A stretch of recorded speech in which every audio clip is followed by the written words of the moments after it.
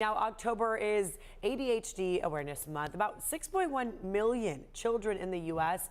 have been diagnosed with this, and many parents struggle to understand how to handle it all. So this is why we have Amanda joining us. You're the Regional Director of Brain Balance. Amanda Lee, thank you for being here. Yes, thank you for having us back. So I want to hear from you when parents are being told, hey, maybe you want to check for your child to see if they have ADHD.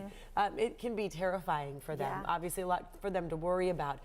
What do you want to say to those families? It's not a disorder, even though it's called a disorder. There's so many positives to having ADHD or any just being neurodiverse is not an issue. It shouldn't be an issue because there's so many positives of creativity, spontaneity.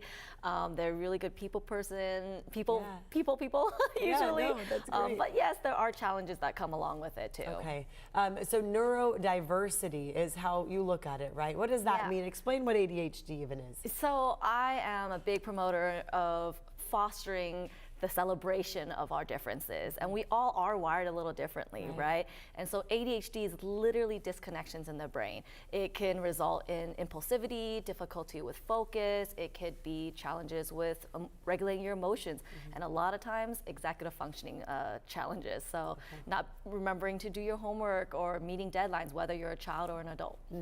Which I think a lot of people can relate to in our day-to-day busy lives.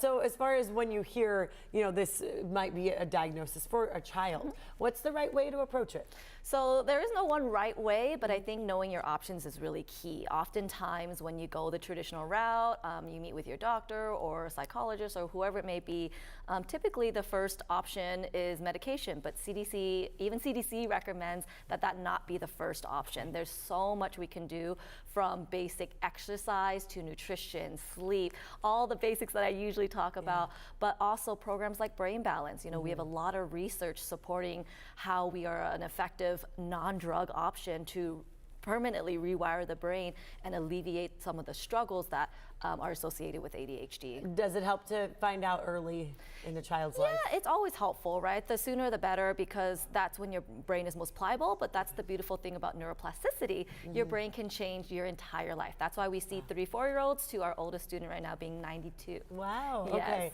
So Brain Balance, for this month, what do you have going on there? So right now we have a free dynamic vision skills test. There's a high correlation with difficulty of focus with visual processing, and so we're doing these really cool tests with Right Eye right now at all of our centers, so starting today in Encinitas and then next week in San Diego. But we also have a free ADHD webinar next week as well, and you can join us by visiting brainbalancesandiego.com. Okay, brainbalancesandiego.com, full of resources. That's right. And we were talking during the commercial break, this diagnosis doesn't mean you're not going to go to college or be successful in life, right? Yeah, I was telling you, some of the most successful people in the world, billionaires, right? Over half of the billionaires are neurodivergent. So whether with dyslexia or ADHD or combination thereof, oftentimes it's what we call comorbid. When you have one thing, you usually have another too.